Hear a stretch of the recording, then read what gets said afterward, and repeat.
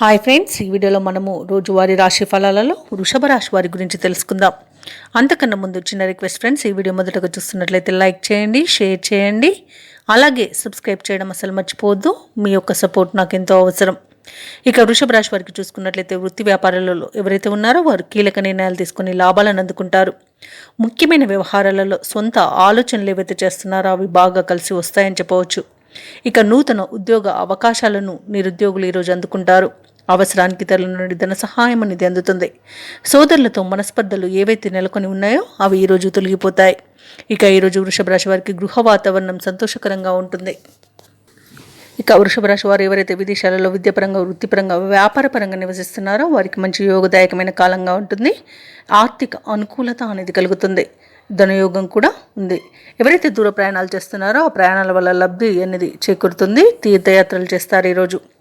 అలాగే వృషభ రాశి వారు ఈరోజు ఎవరైతే కోర్టు వ్యవహారాల్లో చిక్కుకొని బాధపడుతున్నారో వారికి అనుకూలమైన తీర్పు లభించే అవకాశం కనిపిస్తుంది.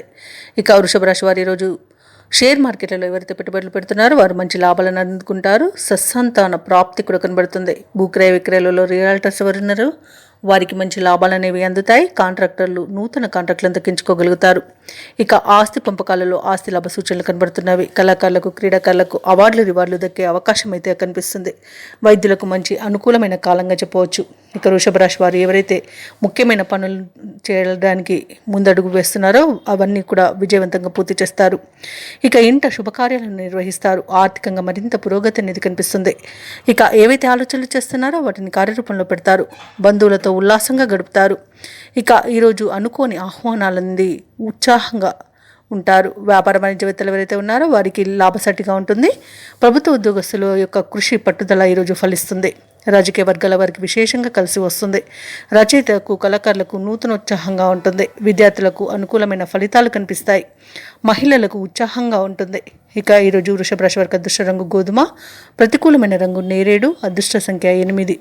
ఈరోజు వృషభ రాశి వారు నవగ్రహ స్తోత్రాలు పఠించడం వలన మంచి శుభ ఫలితాలను పొందుతారు. అలాగే పనులలో వచ్చే ఆటంకాలని తొలగించుకోగలుగుతారు.